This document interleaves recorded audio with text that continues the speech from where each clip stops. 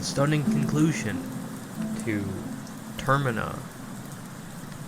Hope y'all are doing well. I hope y'all can hear me well, and you can hear the music as well. Y'all know the drill. Give me a quick test here. Are y'all able to hear me well? Is it at a good level this time? Remember last time there was a little bit of trouble. Want to make sure that we're ready.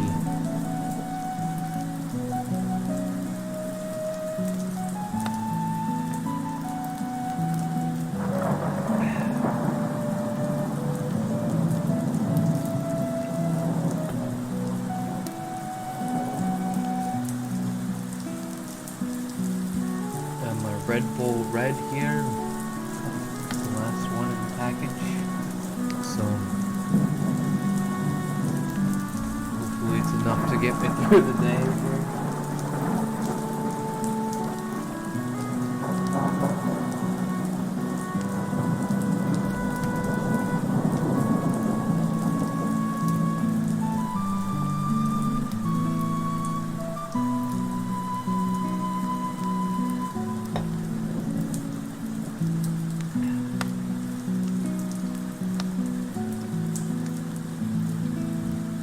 So yes, no, audio, good, bad, up, down.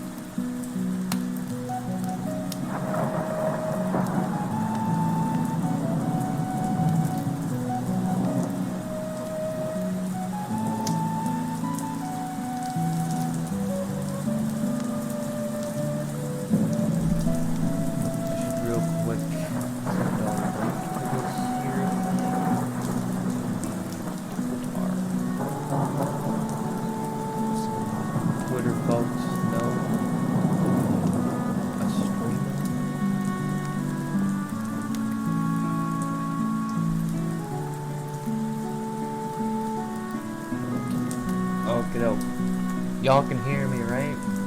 It's all good level. Nothing's too loud or too quiet.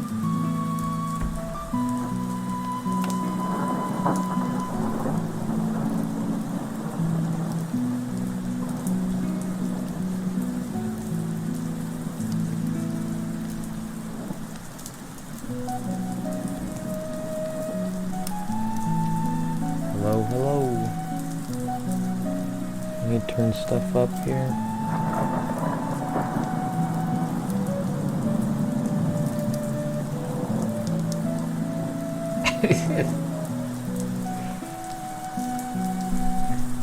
The Zelda rap.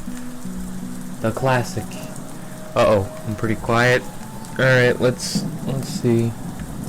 That's at maximum. That's at maximum. Jeez, how could I be quiet? I can't be. Am I still quiet? Because I feel like I shouldn't be quiet at this level.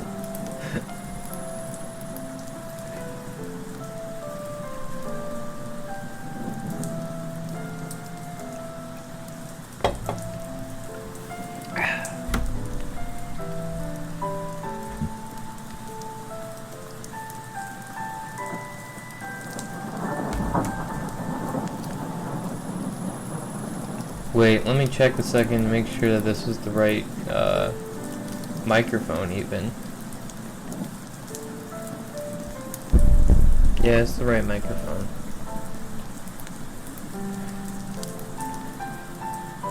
Should be good. Do you think that level's a little better? Or is that too much now? I was just talking quiet. Alright. Okie dokie. I believe it is time, now that we are set up, to begin our journey back into the land of Termina. where we last left our heroes. They ran into some Gorons, one of which was named Dave. Dave the Goron. And this is gonna be pretty fun. I forgot how good the Gorons were in this story. Okay, here we go. Prepare yourselves. Oh no, now I'm bass boosty.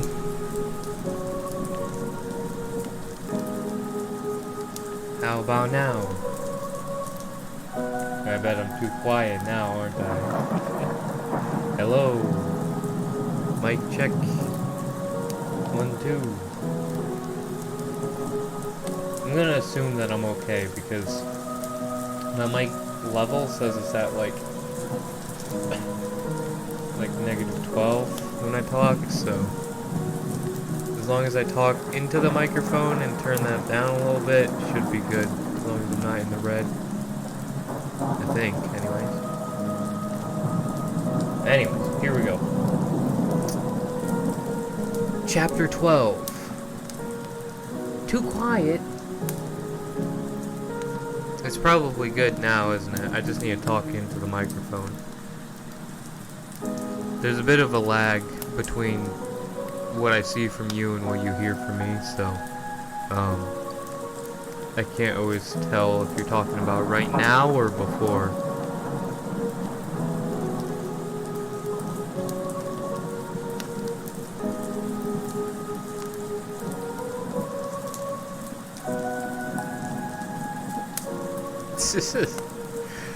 I know, it's ridiculous. Shouldn't have to do this every time. I think I messed it up when I got off of the stream, because once I was done it should have been fine, but when I logged back on it was all wonky again. I think we're just gonna have to work with this, if that's alright. I don't wanna stall for any longer.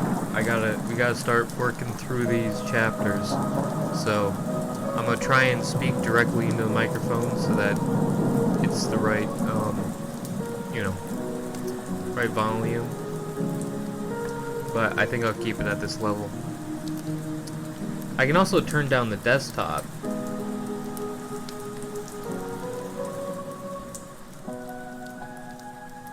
That might help a little bit.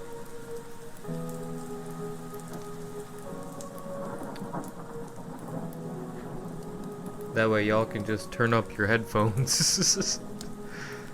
Alright.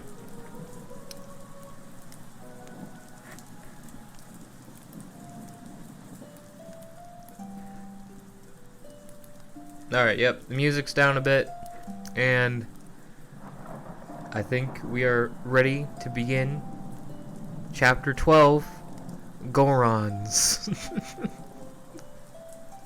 There we go, good. Okay. I gotta get into my Goron voice. I was gonna try it off stream. I was trying to figure out if I could put like different effects on OBS to make my voice like a different pitch or something, because I feel like that'd be fun for streams like this where I'm reading, but alas, I couldn't figure it out in time, so I'm just gonna have to do my thing here. I guess we get to eat something better than rocks after all, said the Goron with a smile that looked so crooked that it looked like that it looked as though he had been eating rocks. The big creature untied the boy from his trap and carried him with a firm grip. Go to fire, go. I gotta start over. I wasn't ready. I wasn't ready for the antics of Dave and his friends. Alright. Here we go. I gotta get a good voice for Dave here. Is this Dave or is this one of the other? I don't know. I guess we get to eat something better than rocks after all, said the Goron with a smile that looked so crooked it looked as though he had been eating rocks. The big creature untied the boy from his trap and carried him with a firm grip.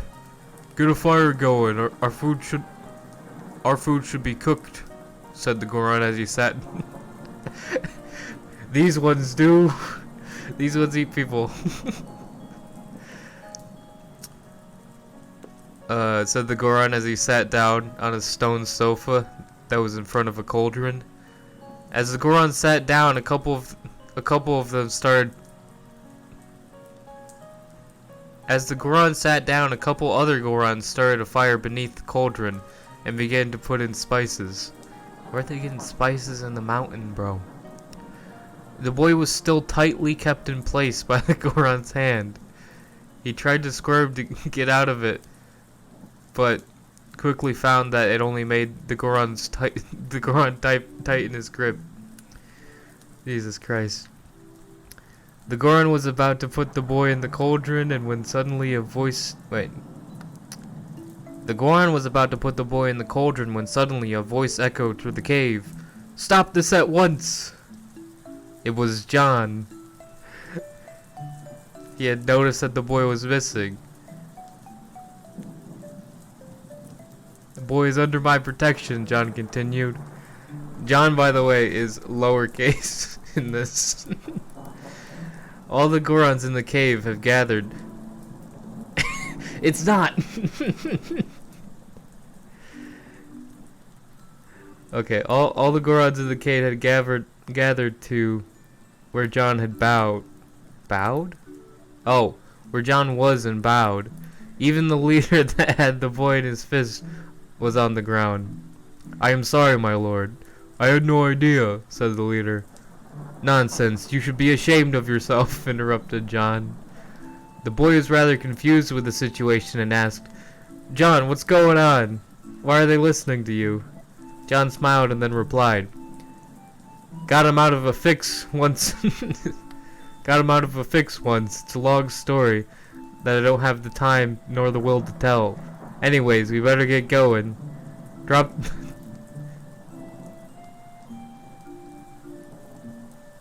Radog? That's his name. "Drop the child, Radog." Like, wait. You've caused enough trouble already. Okay, so, just a second here. If no one's made it across this Hylian Sea, then how would John know the Gorons? How? If no one's crossed the sea either way, because the Gorons would have to cross the sea as well, unless they, like, burrowed under it. Anyways. That doesn't make any sense. The Goron apologized again and then lowered the boy, slowly, being careful not to injure him. "Right, now we go past the rest of the mountains and find our way out to the forests," said John with a sigh. The leader Goron had an idea. "Gawain, sir," he asked, "I wonder if you are heading to the forest." I wonder, if you're heading to the forest, then there are much easier ways to get there. Our tunnels go practically everywhere." John saved to be a messenger pigeon? Yeah. I'm sure I could show you the way. John agreed. John agreed and said, "Very well, lead the way." And so they were led through many twists and turns and made it to the entrance of the forest. John looked at his map once more and pointed in a direction, and then thanked the Goron for help. The Goron left back through the tunnel, and the boy and John started walking through the forest. John's heart was beating happily. It was the last part of their journey, just a little bit farther, and they would have the mask. Earlier, John had questioned whether his former curiosity still existed within him, but now there was no doubt in his mind. He wasn't really ever doing it for the money. It was always the excitement, the exploration, the challenge.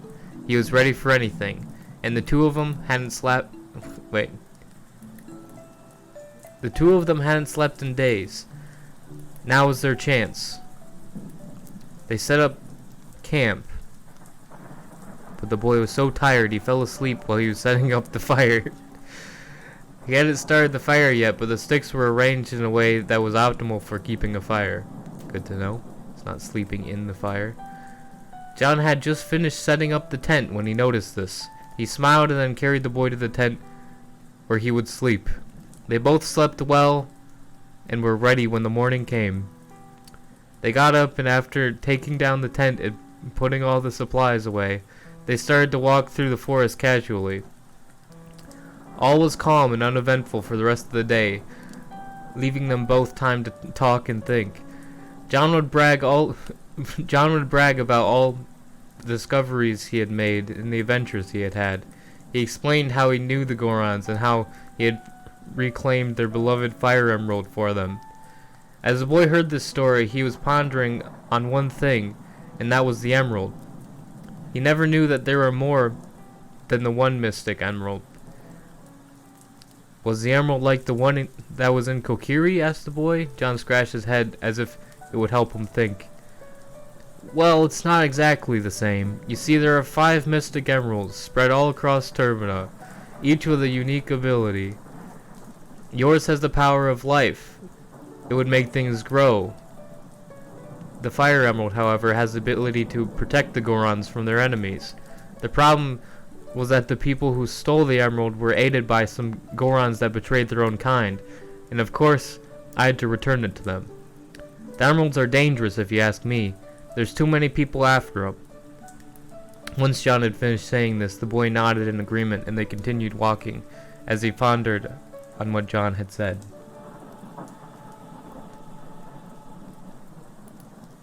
I honestly agree, Channel 9 is pretty much smut without the smut, you know? Like, it's that level of shitty, like, middle schooler writing, but there's just no sex in it.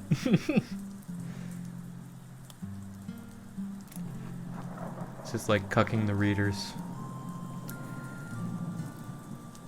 Well, with that, we have finished Chapter 12, and we continue into Chapter 13, which is titled A Warning.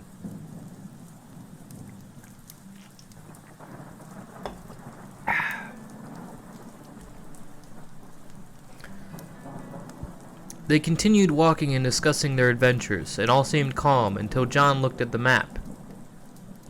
It was nearly evening, and the boy remembered reading about this area in his history book. The book warned of spirits that haunted the place. They were said to guard something of great value, something both profitable and dangerous. The book did not specify what this object was, but now they knew what they had been protecting all this time was the Majora's Mask. The boy was scared, however John didn't believe in such beings. He believed that their journey was nearly over, and that there was nothing else that could happen to slow them down. John was quickly proven wrong, when as they walked, darkness filled the forest. Although the sun was up only seconds ago, the sky was now pitch black. Then a voice that sounded like thunder echoed far through the woods. "Go home! You were fools to come here." The boy was now shaking like a leaf. Do leaves shake a lot? But anyways. But John looked more confused than scared. Must be a trick, he thought. As soon as he convinced himself of this, he was instantly proven wrong again. 4 entities appeared around him, cloaked, glowing creatures with bodies that were completely see-through. A different voice came from one of the entities. However, it was in a language that sounded like mere nonsense to John. The boy, on the other hand, didn't know why, but he understood the creature perfectly. It stated the following in its own language. "Many years I have been waiting for someone to be foolish enough to attempt to take the mask. Many years have I waited for the prophecy to be fulfilled. Our leader wants to stop you from entering the temple. He believes that his power is too much for any mortal to bear. The prophecy states that once a boy from Kokiri appears, our curse will be broken and our souls will finally be free from guarding this terrible treasure. I cannot wait any longer. I will help you find your way through the temple." The spirit then stopped talking just in time, his leader appeared and gave one final warning to the travelers. Continue if you must, but it will only lead to your destruction. The temple was designed to keep out everything and everyone who would ever enter it. In this temple you will meet your ruin. I am sure of this. The boy was completely convinced that he would not survive the temple. Oh. And was thinking about heading back, but John had developed a grin. This was just what John wanted, an ultimate challenge, one that is said to be impossible. The warnings only made him more determined. The spirits disappeared, and along with them, the darkness. As soon as the light had returned to the forest, the temple was in view. John, still smiling, looked over and saw the boy's fear and doubt. Don't worry, kid. There ain't no way we're getting out of here empty-handed, said John. If we get out at all, replied the boy, who then gathered up his courage and said more to himself than to John, we can do this. He then straightened his backpack and headed towards the temple. John could hardly wait to see what kinds of dangers lurked inside. Once they had arrived at the temple entrance, they immediately noticed that there were 3 entrances. Well, I guess just choose one, right? Said John in a way that didn't sound reassuring in the least. John was about to enter one of the doors, and then suddenly the spirit's voice appeared, as if from nowhere inside the boy's head. Stop him, the spirit yelled.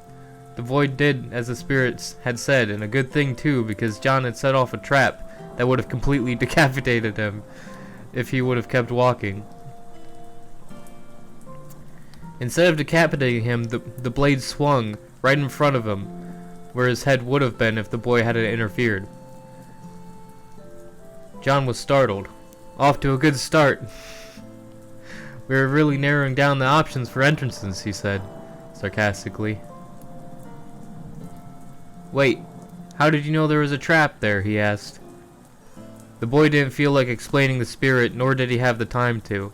The boy just shrugged and then, with the help of the spirit, pointed the correct way to go. They entered through that door and immediately met the maze. I won't be able to remember the whole maze from memory, but I should be able to help you later, said the spirit.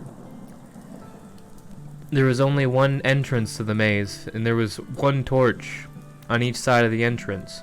There was no knowing what trouble would await them inside the labyrinth of the Ancient Ones. Shit's getting real. Shit's getting real in here. We got them entering the secret temple, all Indiana Jones style. They're about to enter like a bit of a labyrinth type meme.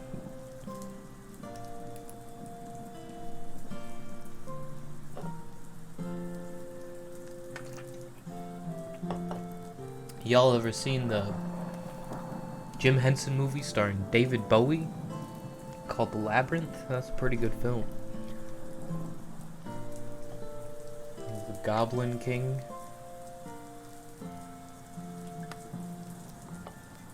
It's quality entertainment. Speaking of quality entertainment, it is time to continue on with Termina, with Chapter 14, The Maze. Would have sounded more badass if I said The Labyrinth, but oh well.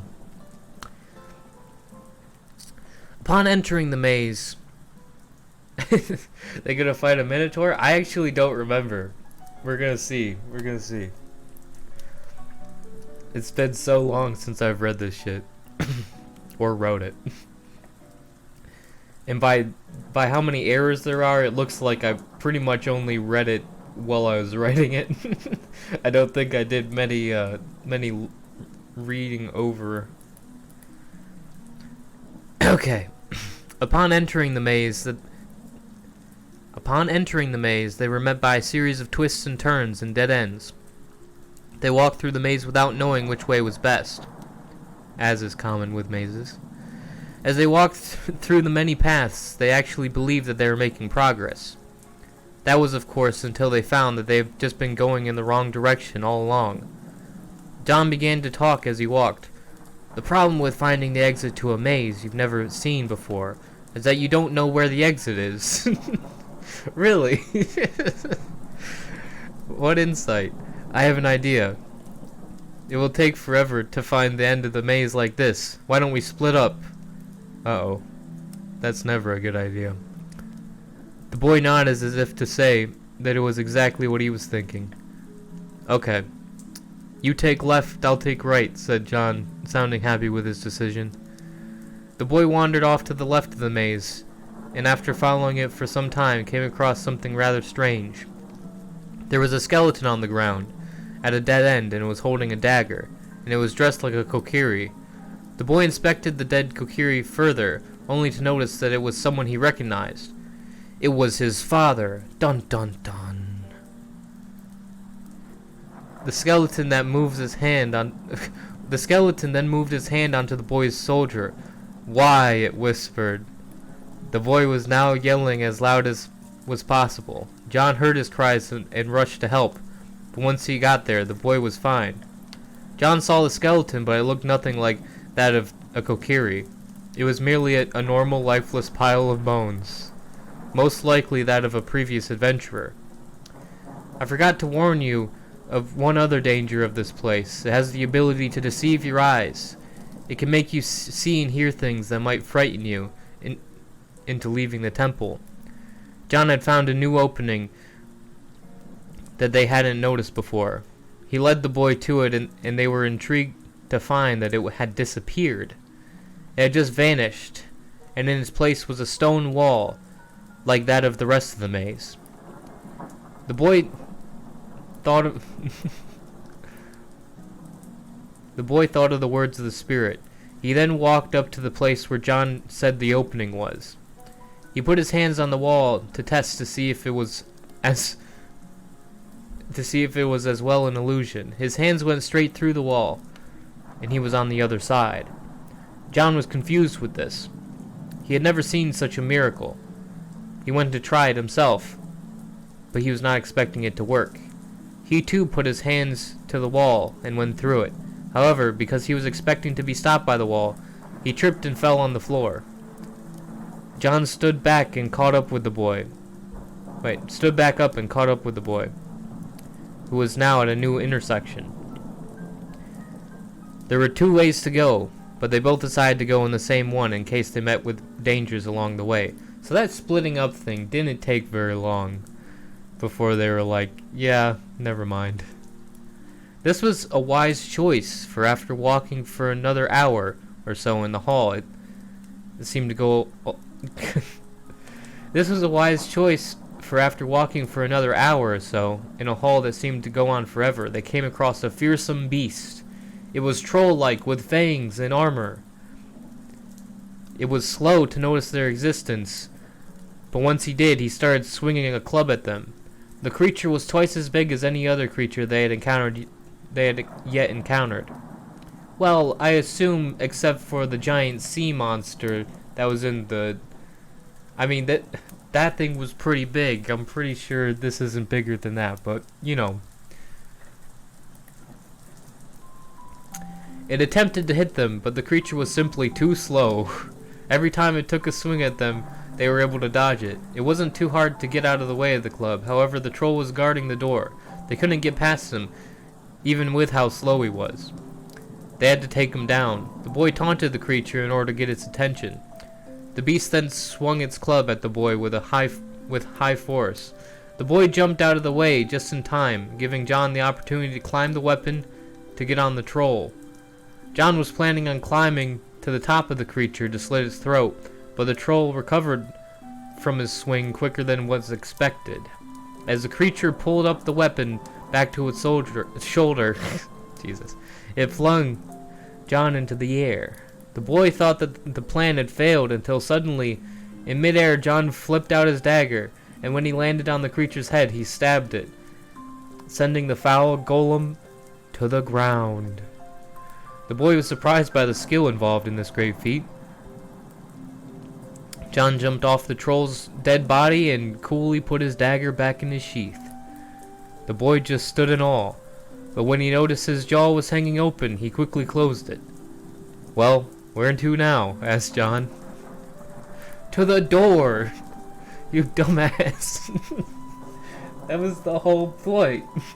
The whole point of killing the troll was to go into the door. Where to now? Jesus, John, get with the memo.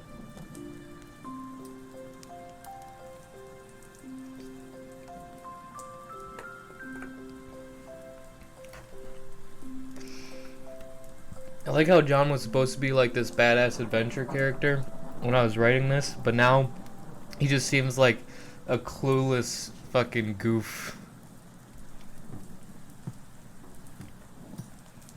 Ooh. You guys know what chapter 15 is titled? Majora's Mask. That's right, folks. Things are about to get interesting.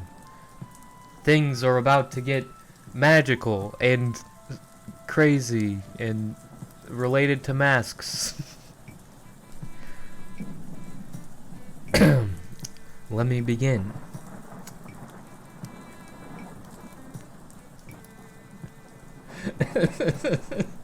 He's not a self-insert character. I explained this last time. Alright. Chapter 15, Majora's Mask. Beyond the opening behind the troll, there stood a door. They walked through the door expecting it to be the end of the maze, but instead they found a puzzle. It consisted of 2 pillars on each side of the large door. The door was lined with jewels. The pillars were missing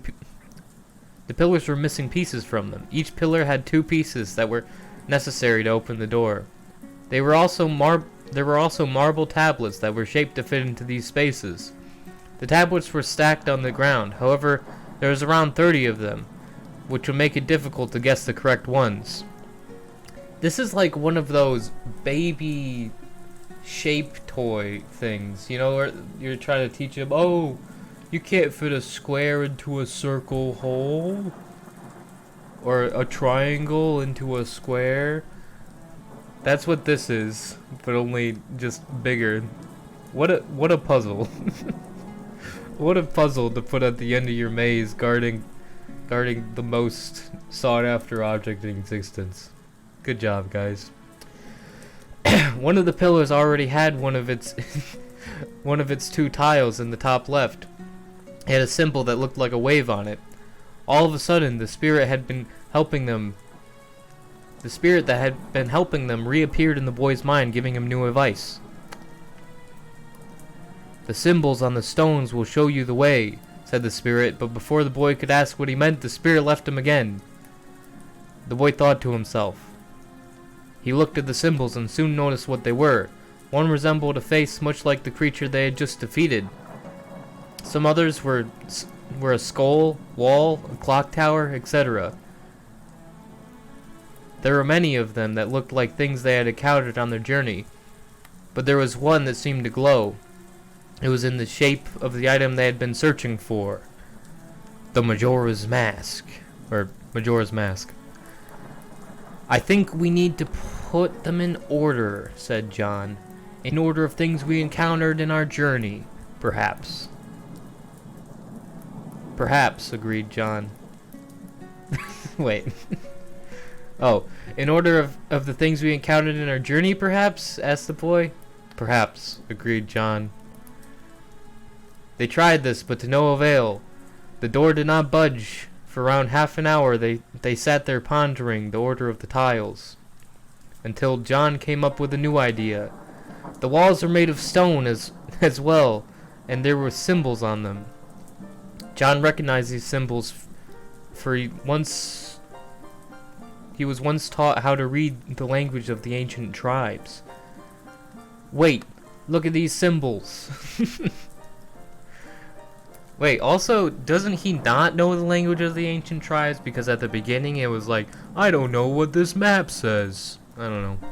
Or maybe he did. And maybe that's why he followed it. I don't remember. The mountain dwellers are first in line, where water follows close behind. And then the forest you must pass to claim the haunted Majora's Mask. Oh boy. What a riddle. What a fucking riddle. The boy remembered the words of the spirit.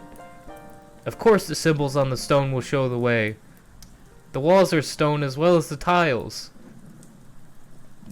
What to do now was apparent. Wait. They placed the tile that resembled a Goron adjacent to the water. And then the one with the tree symbol on top of the right pillar. And finally Majora's Mask symbol. So the puzzle was, read this thing and it'll tell you what order to put these in. They really need to step up their puzzle game. Once they did this, the jewels around the door began to glow, along with the symbol and... wait. The jewels around the door began to glow, along with the symbol, and with a loud creaking noise, the door opened.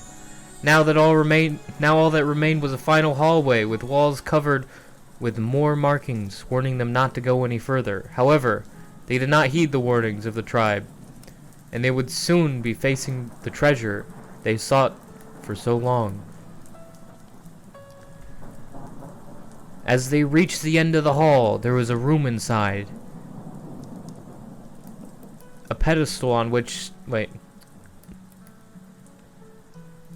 This is Skyrim puzzle level? Yeah. Pretty much. Okay. As they reached the end of the hall, there was a room, and inside it, a pedestal on which stood a sight to behold. Majora's Mask sat there on the pedestal glowing. The mask was wooden and heart-shaped, with ivory spikes surrounding it. Ooh. It had many vibrant colors and strange physical attributes. However, what was the most perplexing of it was its eyes. They seemed to pierce straight into the boy's and John's soul. The multicolored waves of light surrounded it, changing direction constantly, but still staying by the mask. They would have time to admire the beauty of the object. They wouldn't have time to admire the beauty of the object because something happened that they didn't expect. The spirit appeared to not only the boy, but to John as well. It said the following: "Well done. You two have completed your quests and thereby broken the curse. You have done us a great service, and for that I am grateful. I am sorry it must end this way. Goodbye." After he said this, the ground began to shake, and the temple started to fall apart. They had hardly enough time to leave the temple before it collapsed. The boy took the mask, and both of them ran through the hall. Once they had made it back to the troll, they noticed that the ceiling began to crumble faster. John knew that there was no way they could get out alive. They were now in the maze, which was not as difficult as before. This was because the walls were breaking down. However, as they were in the home stretch of the maze, and John was almost convinced again that he could not survive, a large chunk of stone fell from the ceiling, blocking them from their exit. The rest of the ceiling finally gave out, crashing down towards them, until suddenly they were gone, vanished into thin air, and they died. That's the end. That's the end of the story, folks.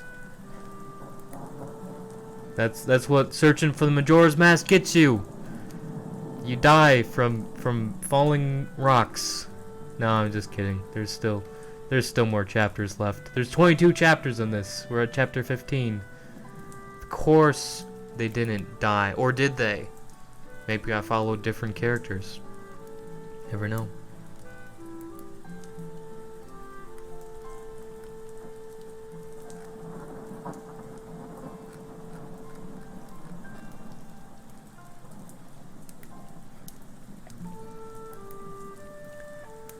That was a pretty intense chapter, I gotta say. The stakes were high. I know I was worried for the boy and his friend. I'm glad they're dead, says Shadow. Yeah. I don't blame you. I don't blame you. They're deader than caboose. Chapter 16. Alone. John woke up on the ground with the boy in the mask nowhere in sight. John could feel that he had been knocked out by a fall to the ground. The temple was behind him in ruins. He didn't understand how he made it out alive. Then a terrible thought came to him. What happened to the boy? John then went into distress and started searching through the rubble in hope of finding him. No, this isn't happening. No, mumbled John as he searched. But after searching for what seemed like an hour, he finally decided it was useless. The boy must have been covered somewhere in the stone. There was no way he could have survived, he thought. There was only one thing he could do now. He had failed his friend, and now he must return home. He felt a tear run down his cheek. Although they had only been friends for a short time, they had gone through many hardships and troubles together. John picked up his supplies that he had left outside the temple and started walking home, slowly. As he walked to the mountain, he thought about the journey. How pointless it was. Not only did he lose the mask, but he also lost a friend. And worst of all is that it was his fault. He had offered to take him, and the boy was now dead because of it. It was dark, and only moonlight showed the way of John's path. After navigating through the forest, John came across the mountain. He would not, however, ask the Gorons for aid. He instead would climb the mountain alone as a way to punish himself. A storm was brewing, and this made it difficult to climb, but John was determined to get home. The rest of his journey back home went without any major happenings or conflicts. It was nothing like the way there. It was lonely and boring. It seemed that there was no longer any adventure to be had. John had assumed he would go home and have to explain to his friends and family that he had failed. However, this is most certainly not the case. As John made it all the way to Kokiri Forest, he was met with something he thought he would never see again. So he made it all the way across the sea, and we just completely skipped that bit. Big time jump. The boy was alive, and had somehow beat John there. The boy that he encountered acted nothing like he had previously. He was wearing the mask, and was using its power to levitate. John was stunned at the sight. The last he had seen from the boy, he was in the temple when it collapsed. John didn't need to ask any of these questions, and a good thing too, because he was still speechless. The boy began to explain the events in a voice that was like his own, but only strangely echoed. Hello, again, John. Should I do the echo? Perhaps you are wondering how I survived and how you are still here. I will tell you now, but I mustn't stay long. I have important things to attend to. On the day that we found the mask, there was something remarkable that happened. Right as the rocks were about to crush us, I had a strange feeling that I needed to put on the mask. When I did, it opened my eyes to its wonderful power. It transported us out of the temple without any troubles at all, and you were just not ready. As a result, you were rendered unconscious. I started to return home, not because I wanted to abandon you, but because I couldn't transport more than one person long distance, and I thought you might interfere with our plan. I must leave you now. This isn't like you. The mask, it's changed you, yelled John. Couldn't agree with you more. The power, this strength, it has made me realize what I must do, replied the boy. You don't understand the power of the mask. It comes at a price. It feeds on your hatred and your anger. It will control you, corrupt you, until there is nothing left. that is sincere or loving in your heart," said John, almost to the point of tears. Then the light began to surround the boy, much like it did the mask in the temple. "I'll take my chances," the boy replied. And just like that, he was gone. John knew where the boy would be headed. Next,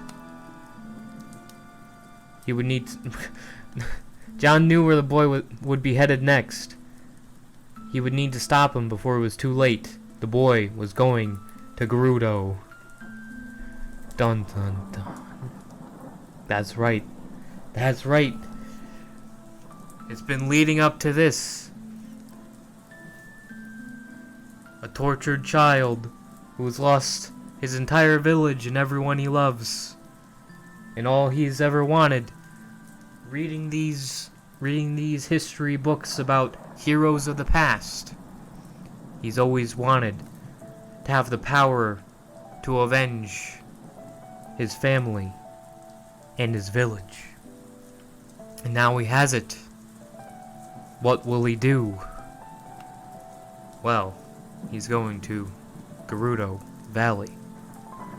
And that is chapter 17. That's the title, chapter 17. You know, with all the stuff that I don't like about this story, and all of its errors, I do like the idea of that character development where it's like, you know, all of his life he's been this like weak little kid, and he's been reading these books about people who are like super powerful and all that, and then he finally gets the power, and even though he's a genuinely good kid, the power is too much, because he has the opportunity to avenge his family and his friends.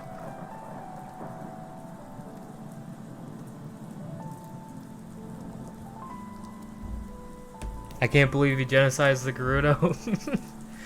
Well, we'll see. We'll see. He may very well do that. Chapter 17, Gerudo Valley. The boy was now on his way to Gerudo, where he hoped to confront the ones who killed his father. The boy had no reason to distrust the mask. Ever since he first took it, the mask helped him, and still, it seemed to only help the boy to go wherever he pleased. There was now some doubt in his mind. Now the boy had questioned the actions of the mask. He found that they were not all for his best interest, namely leaving John behind. However, he didn't have much of a choice. Whenever the boy would try to think about going back to John, the mask would make it difficult. The boy started to notice that the mask had some control over his mind. However, the way Majora seemed to distract him was extraordinary. As they were on their way to Gerudo, the boy thought back to when he first used it. Once the temple had collapsed, the boy found himself in complete darkness. He thought that he had died in the temple. For a few minutes, he was there, alone, in the pitch-black nothingness. The boy began to wonder if this was the place he would be for eternity, forever alone, until suddenly an entity appeared from thin air. It was exactly like the mask, apart from one thing. A certain radiance filled his eyes, and a sorrow. Like the years of being alone in the temple had taken its toll.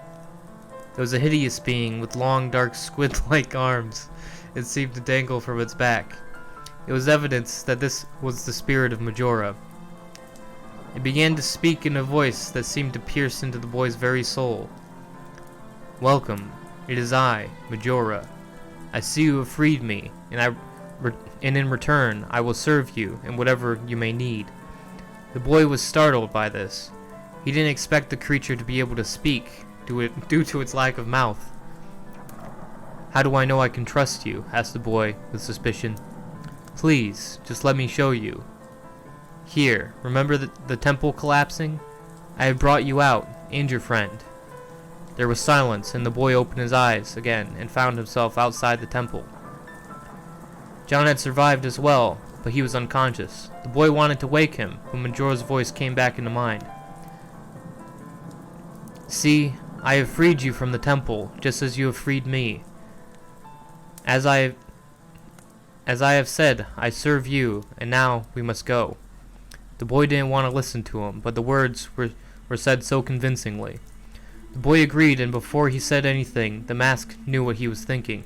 Majora replied to his thought, "Very well. Then just put on the mask, and we will go." The boy put on the mask and instantly disappeared with a flash of light. He goes all chaos control on him. The mask interrupted the boy's thinking when it when it told him where they were. "We are now in Gerudo Valley. Not much farther to go." Gerudo Valley was a desert with hardly any inhabitants. They would be in the small town of Gerudo soon.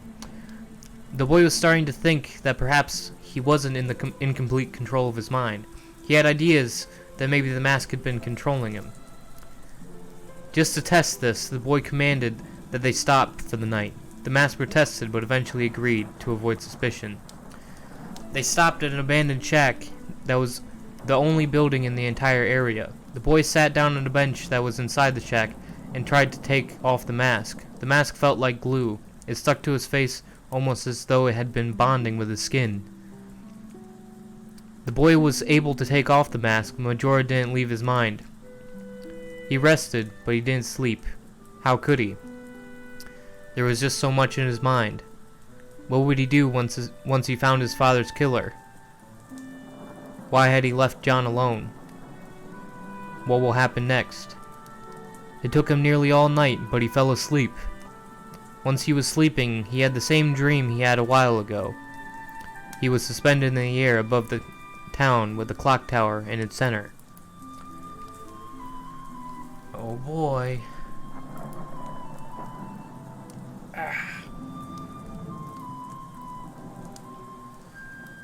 That was chapter 17. We're getting close. We're getting close to the end, folks.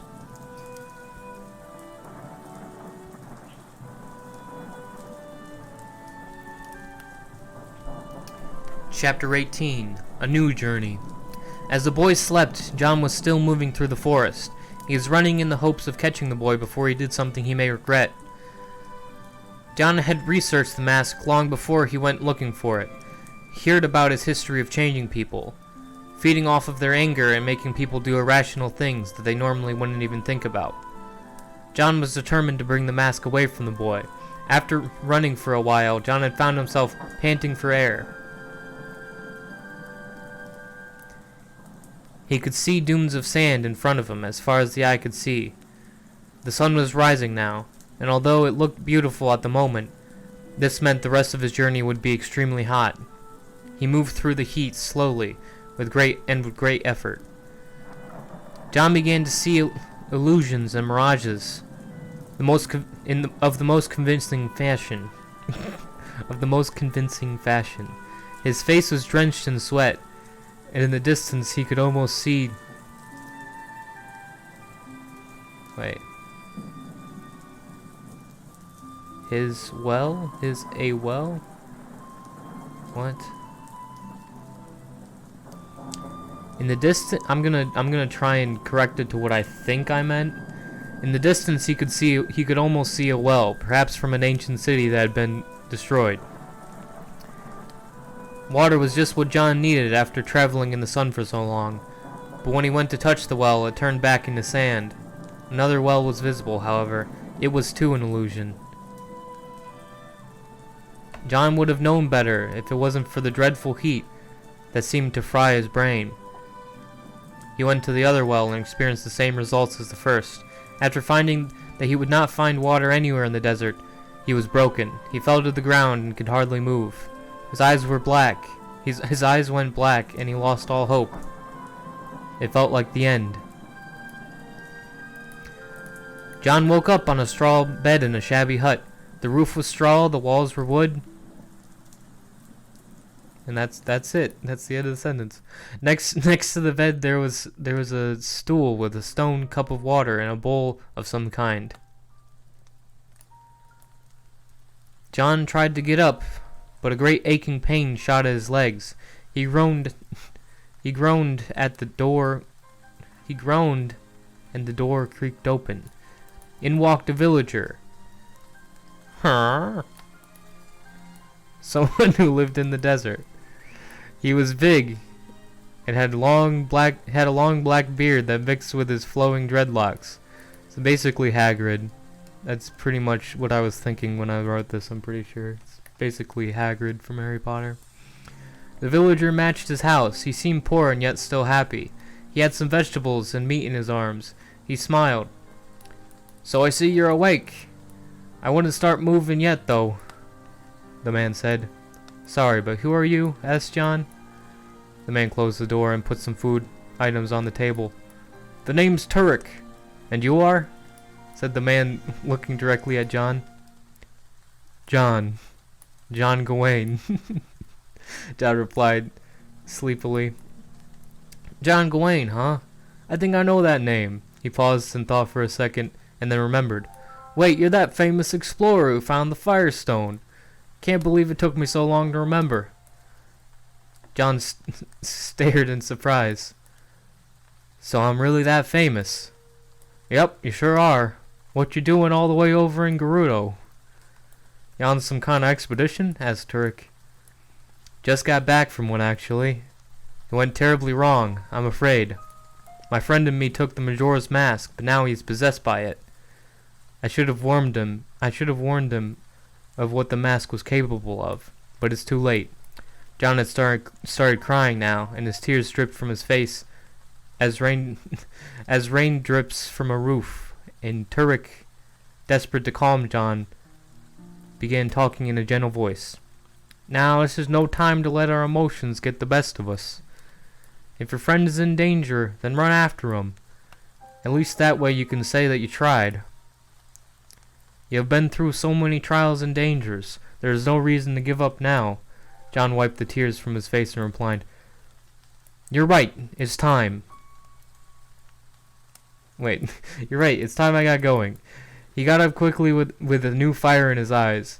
He may not have been able to stop his friend, but he would try his his utmost. John opened the door of the hut to the scorching sun, but now it did not burn him. He couldn't feel the heat touch his skin. Instead, all he could think of was saving the boy. Turek waved, and already being out of range of John's ears, he mumbled, "Good luck." John was moving over twice the speed he had moved before, his feet throwing clouds of sand behind him. The most amazing thing is that he felt no sense of tiredness. He felt almost invincible, and with the Gerudo villages almost in view, there was nothing to stop him now. As his journey to retrieve the mask was over, a new journey began. I feel like I need water, but we're so close to the end. We're so close, folks. We're at 19. Then I can be done with this. It's a painful book to read. It's very difficult to read because of the errors.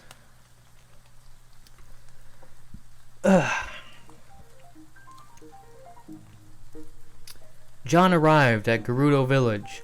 Sand and tumbleweed were still very common in the village, but there was one undeniable difference. There were plants growing in the sand.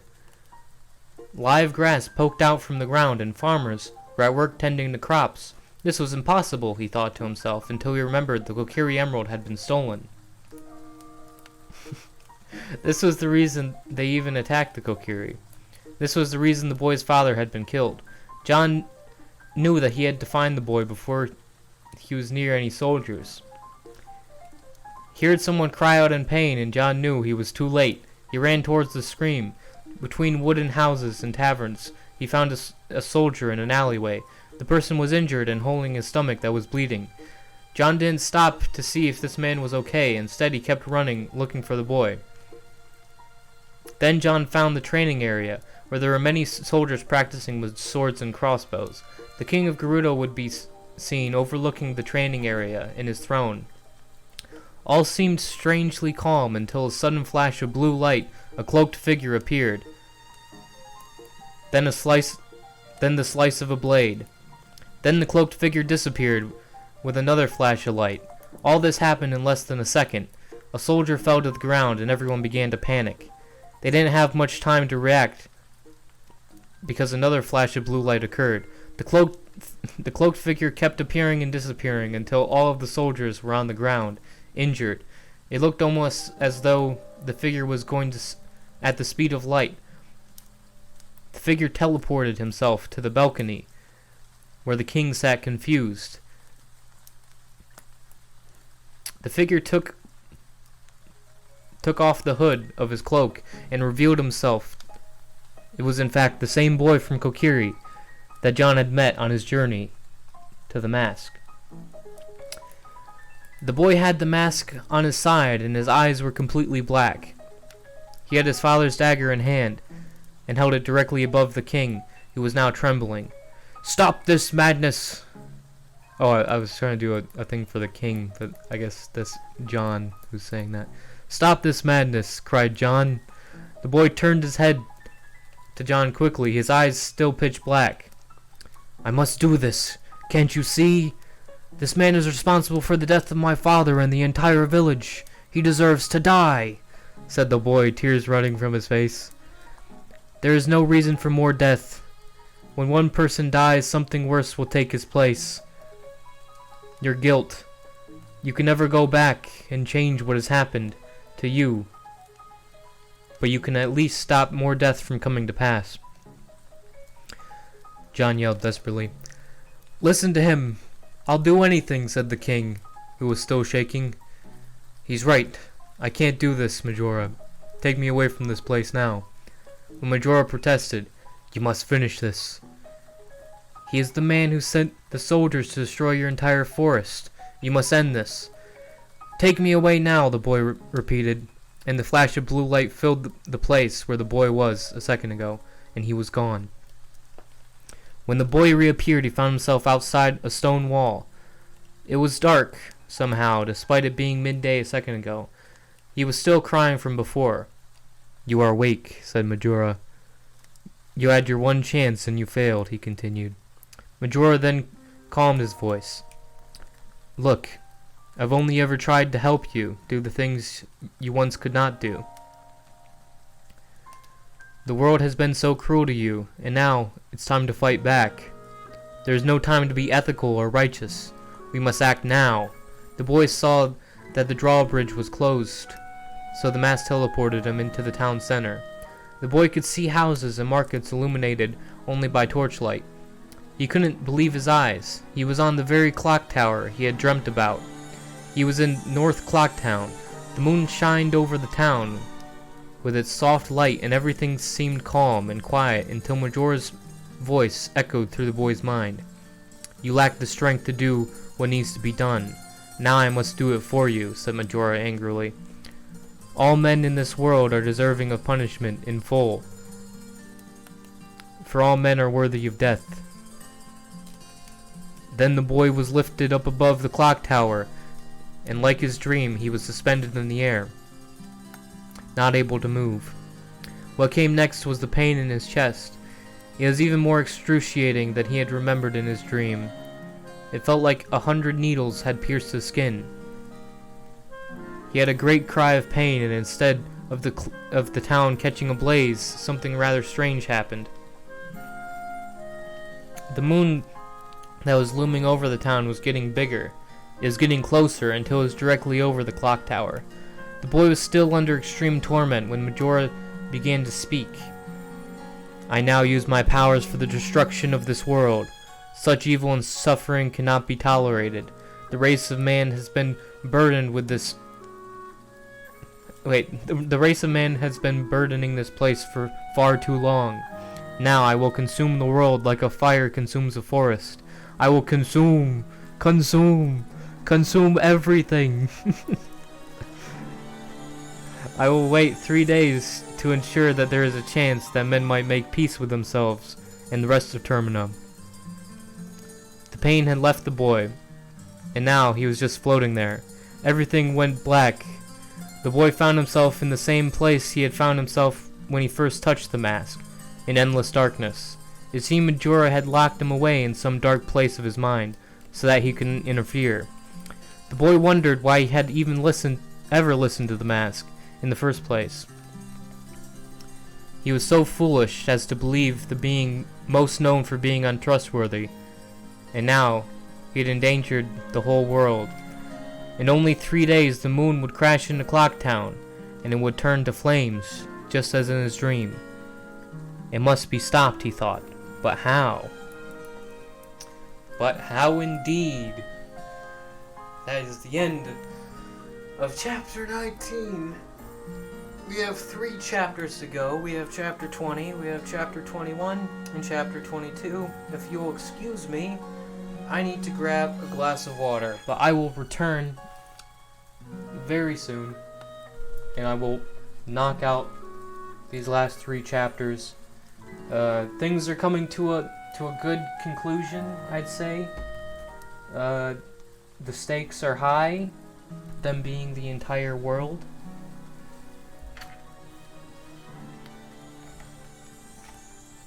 I'll be right back. Don't go away.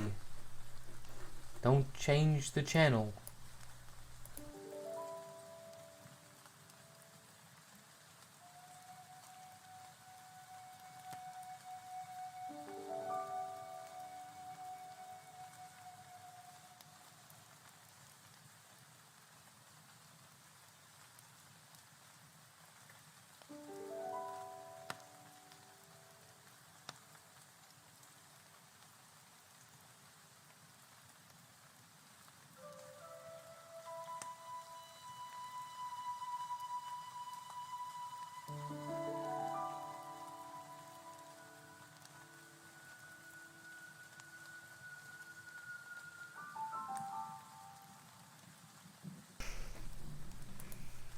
Alright.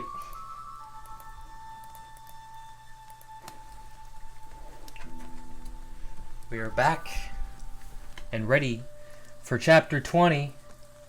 Does anyone have any questions about the book so far? Anything you need clarified about the story? Because I feel like a lot of it doesn't make any sense.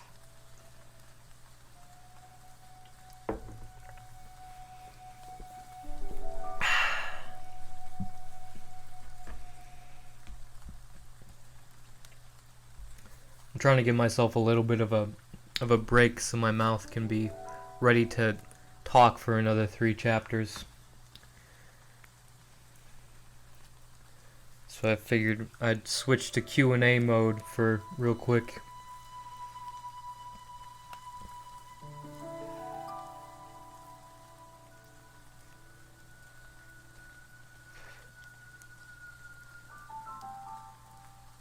When does John die? Uh-oh. I think we will see. He may or may not die in this book. I don't really remember. I remember there was some like twist like that, but I feel like that would be too crazy. Don't feel like I'd go full out killing the main character, but maybe I did. Maybe I was ballsy with it.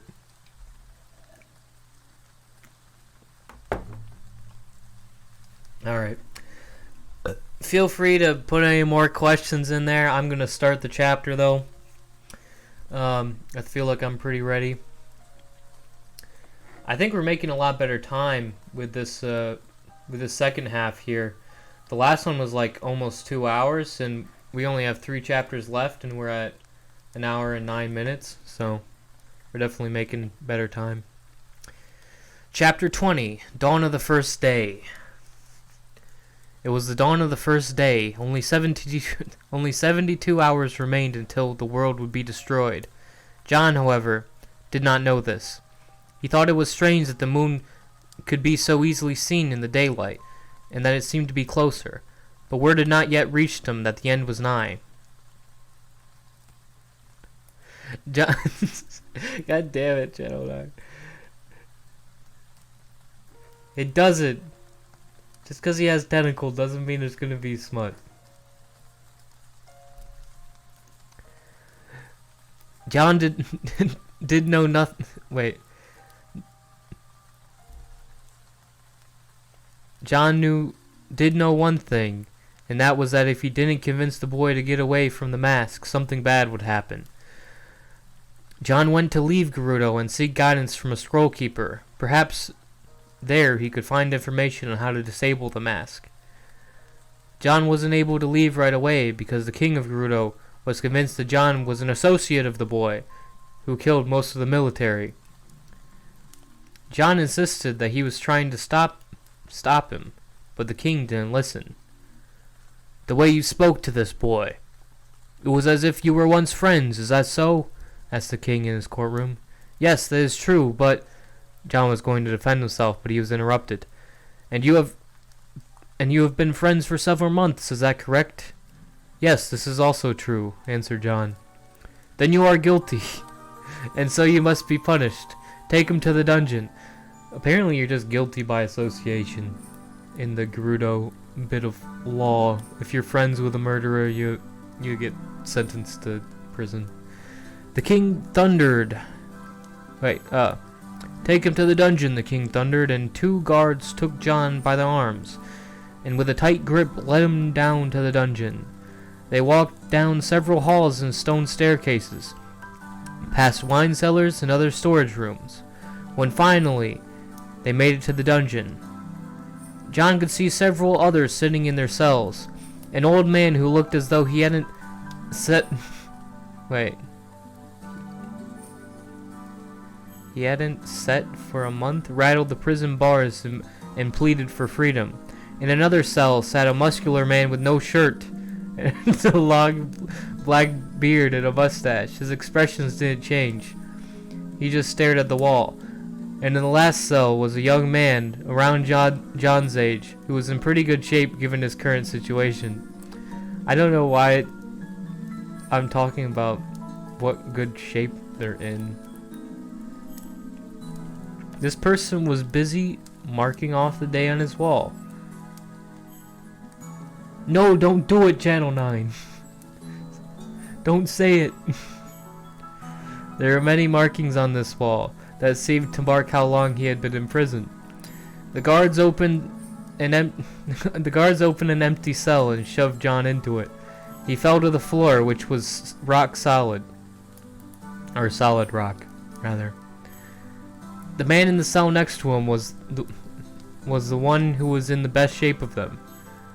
As soon as the guards left, the man looked over at John. Hello, neighbor. Well, I suppose that you're going to be here for a while, so you might as well know our names. The one who's been in here the longest is in the first cell. His name is Melchior. Franco is the big guy on my right. He doesn't talk much. As for me, I've only been here a couple months. My name is Christopher, but you can call me Chris. What fantasy names I have in this book? I have names like Chris and Dave. John looked at Chris like he was pondering something. You seem rather gleeful for a prisoner, he said.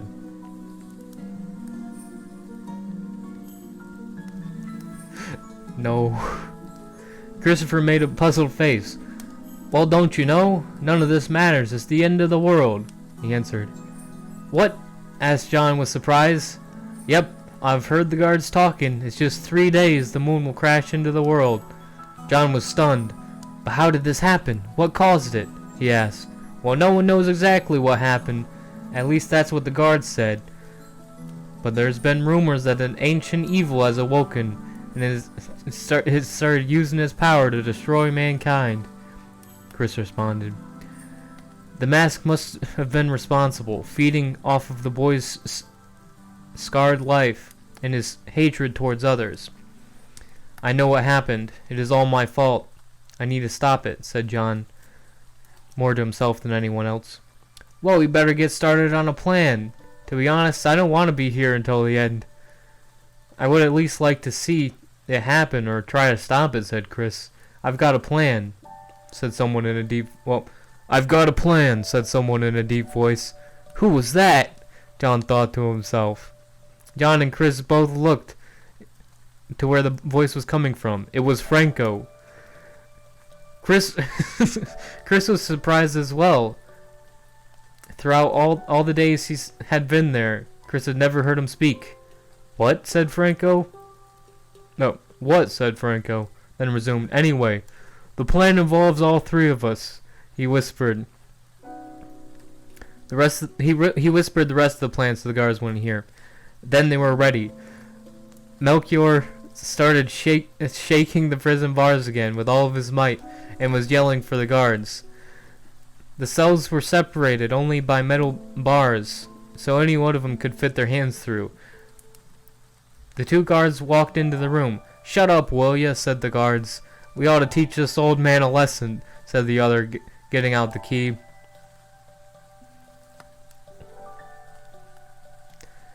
They unlocked the cell and were about to beat him, but before they could start, Franco punched one of them through the cell bars.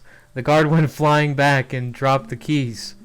In all this confusion, Melchior took the keys and walked across the ground, much like a monkey. He slammed the door shut and locked it. Looks like you got your back end handed to you on a platter, said Chris, who was now laughing. Franco was still smiling at the guard, and he punched the guard he punched and was in a daze on the ground.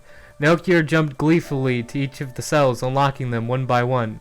He looked like the happiest man in the world, with a smile that seemed unchangeable. Let's get out of here, said Chris, and so they did. They slipped past the rest of the guards without being seen, and before they knew it, they were right at the edge of the town, overlooking the rest of the desert.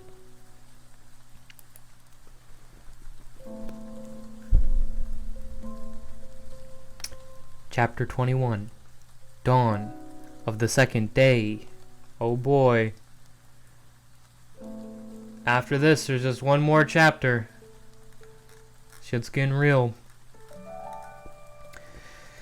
It was the dawn of the second day, and only 48 hours remained. John had been walking through the desert with the rest of his newfound friends, Christopher, Franco, and Melchior, for the whole night. The sunrise was upon them, and that was not a good sign. The rest of their journey would be in the heat of the sun.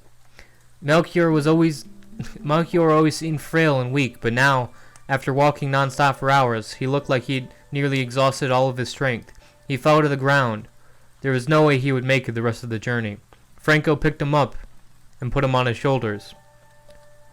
John had no supplies, no water, no food. The guards had taken it all before putting him in the cell.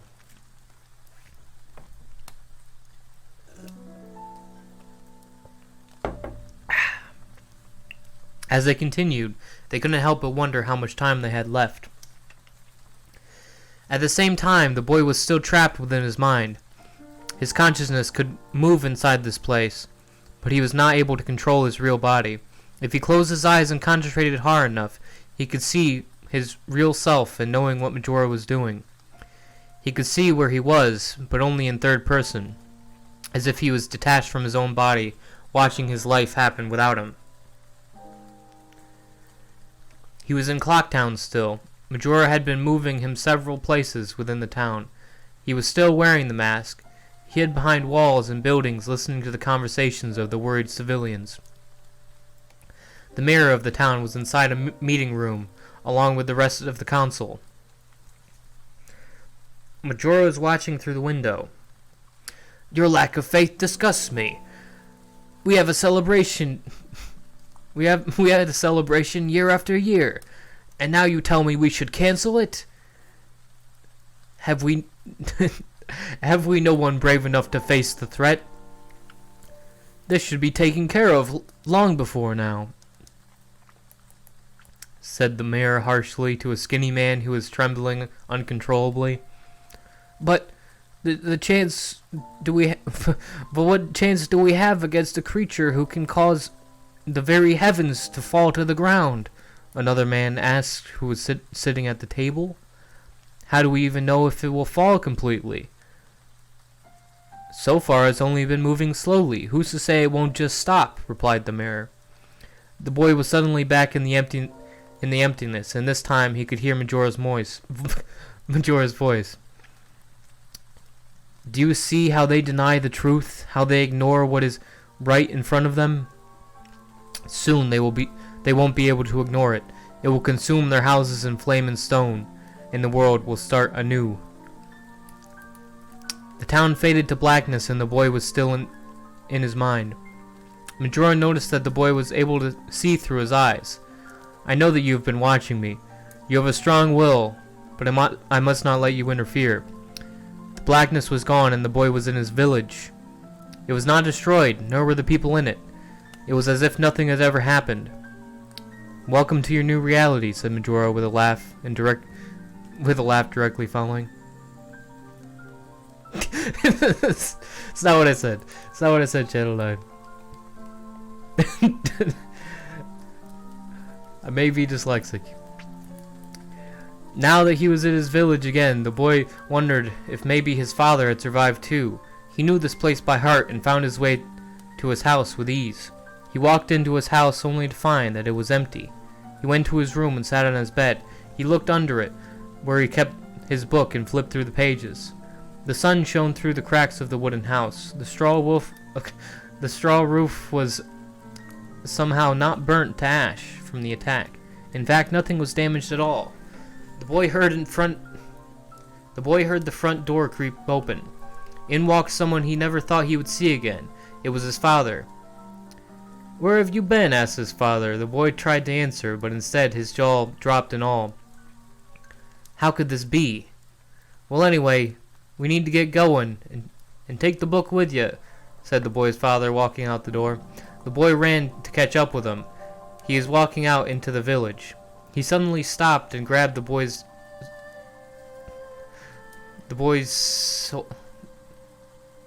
Oh, I meant to say shoulders, but I literally spelt it in the book soldiers.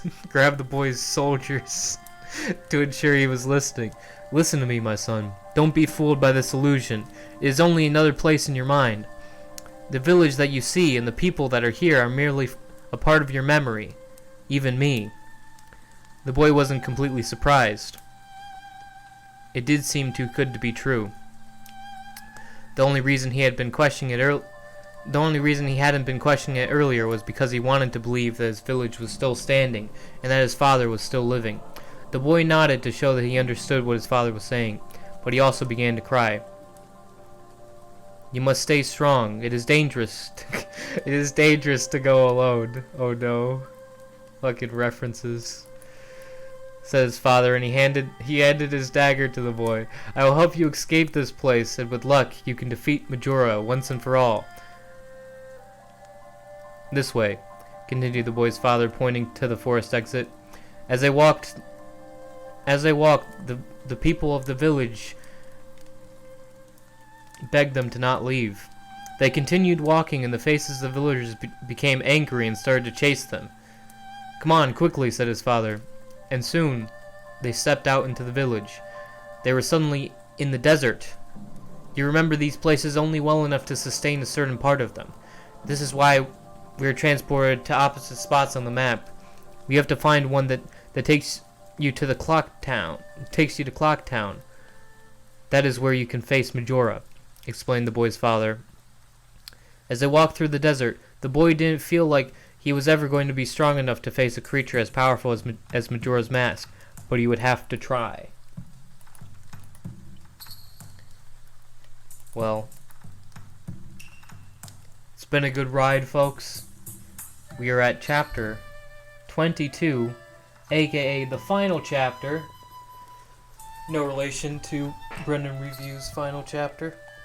The final chapter, the stunning conclusion to Termina, my 8th grade masterpiece of a novel.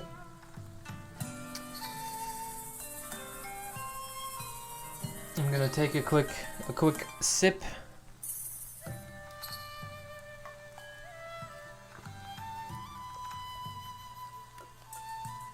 And begin.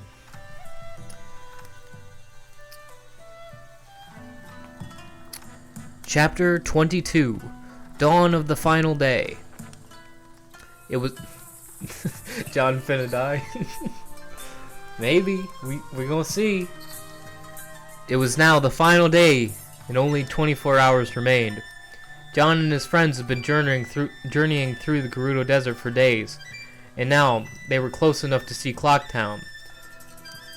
"This is it," said John, "the final day." They all looked up at the moon, which was now nearly touching the top of the clock tower. Also, what could be seen on the clock tower was the boy himself, who was wearing the mask. The boy who was once a friend of John, who would go to the ends of the world to help him, was now being controlled by such evil. The drawbridge was now down The drawbridge was down to enter the town. They walked into the place with everyone looking at them. They still had on the same clothes that they were in prison with. Many people gave them strange looks as they walked through the streets. They stopped and stood there looking up at the clock tower, wondering if there was a way to stop the end from coming. John looked to his left and then to his right, seeing all the people who had followed him so far. He couldn't disappoint them now. "I appreciate your partnerships and your aid in my being here, but now I must do this alone," said John with certainty. He walked to the entrance of the tower. "Are you sure about this?" asked Chris. "It must be done," answered John, closing the door behind him. He climbed up the stairs of the tower, the adrenaline rushing to his veins. He saw the opening to the roof. John climbed the remaining steps and the ladder that led to the roof. He opened the hatch. There was the boy, or rather his body.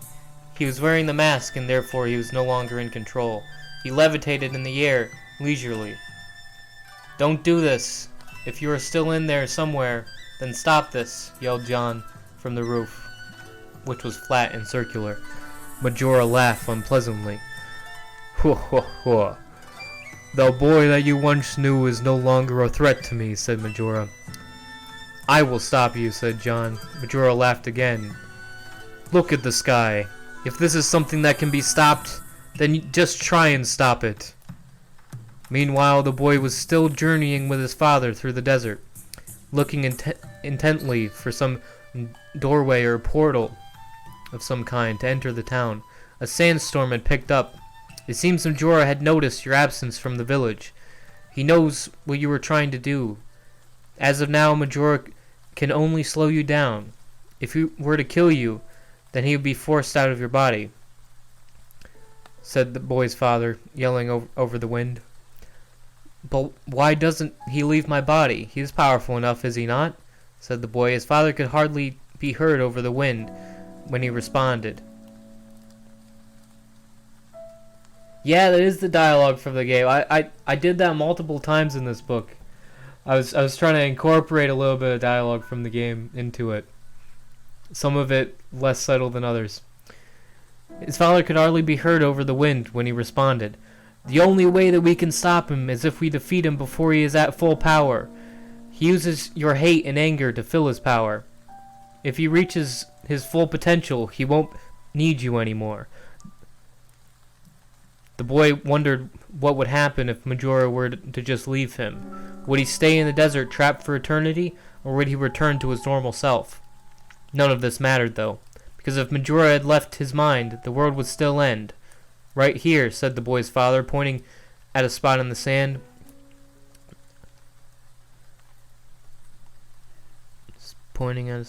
The spot opened up, turning into a whirlpool-like formation.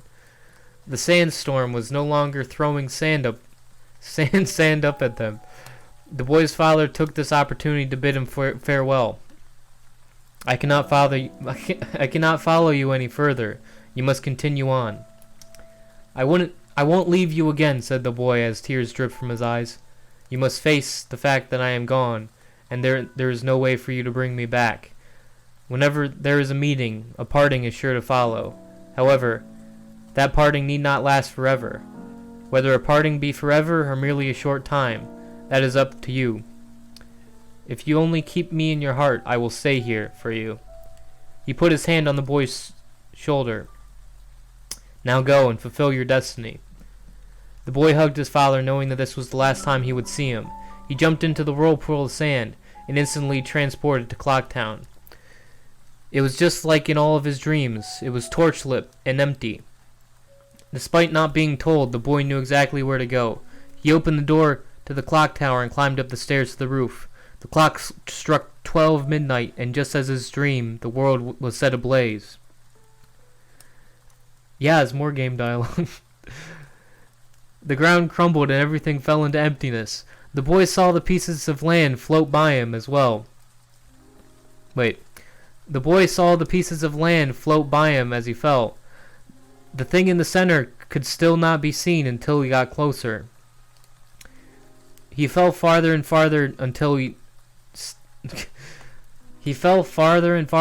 suddenly stopped. He did not feel the impact of falling at all, as if he had landed on a stack of pillows. The place around him faded away from black, making it visible, and he was in a room. The room was a pentagon with pillars at each corner, and a blue tint to the lighting.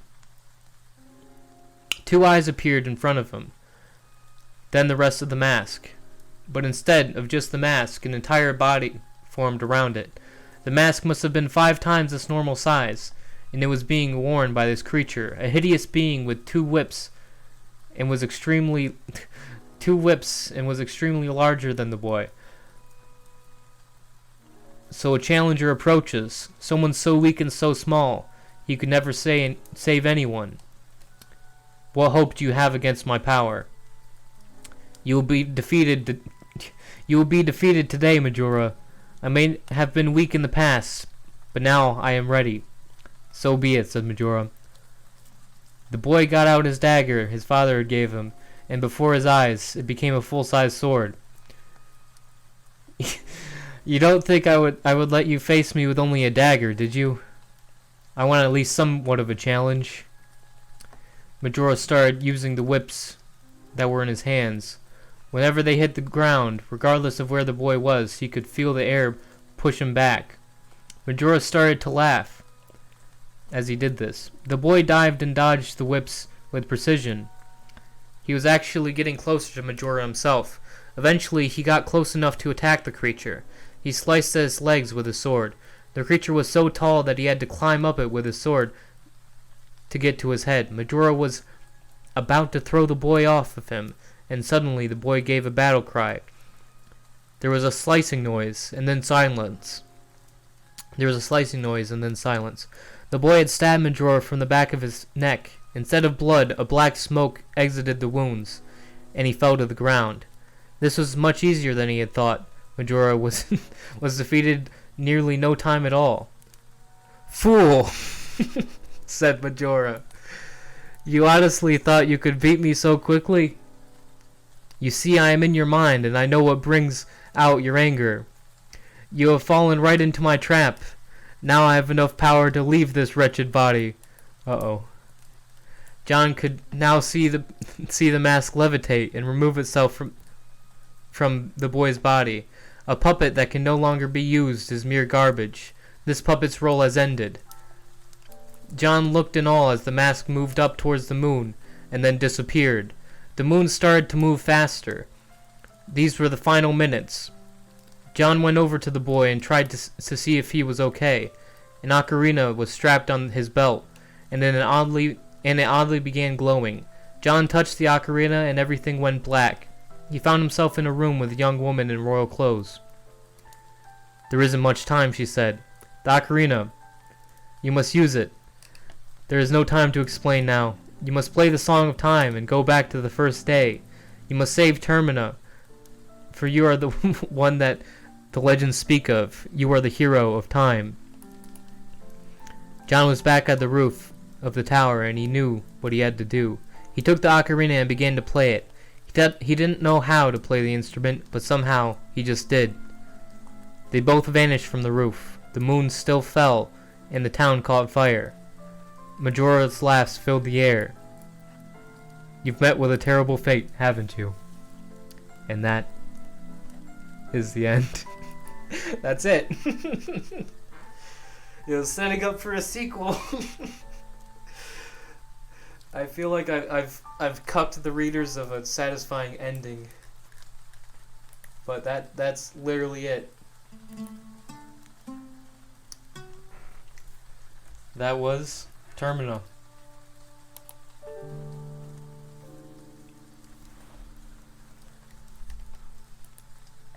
What everybody think?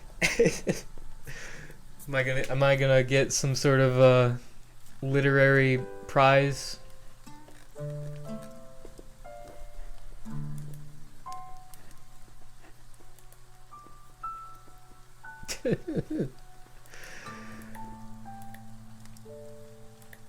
It would have been interesting if I just decided that they were gonna lose, but I had to give it an out. I had to give it a cliffhanger because I was like, dude, I'm gonna make a sequel. It's gonna be called Termina Book 2: Hero of Time, and I actually made how many chapters? I made 3 chapters and a prologue for the Hero of Time, and that's it. Maybe, just maybe, I will read these unreleased chapters of Termina Book 2: Hero of Time sometime in the future. If you guys enjoyed this this interesting journey.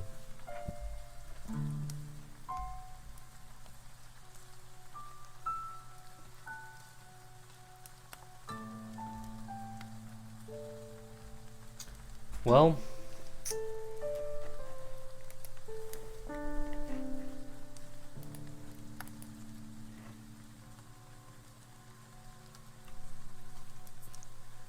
I hope y'all enjoyed. What is this? Oh no. You just sent me some stuff that I did not want to see, Channel 9. I did not want to see those. There's a reason I don't write on Wattpad anymore. It's like 90% weird fanfiction smut shit, which I'm not interested in.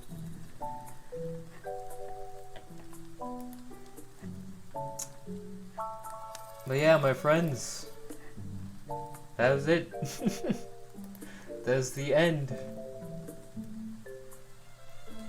I hope this these 2 live streams were at least amusing in some fashion, and I probably won't end up editing them. I don't think. I think I'll just you know, leave it up as this stream and people can watch it if they want. So yeah, that's it. See ya.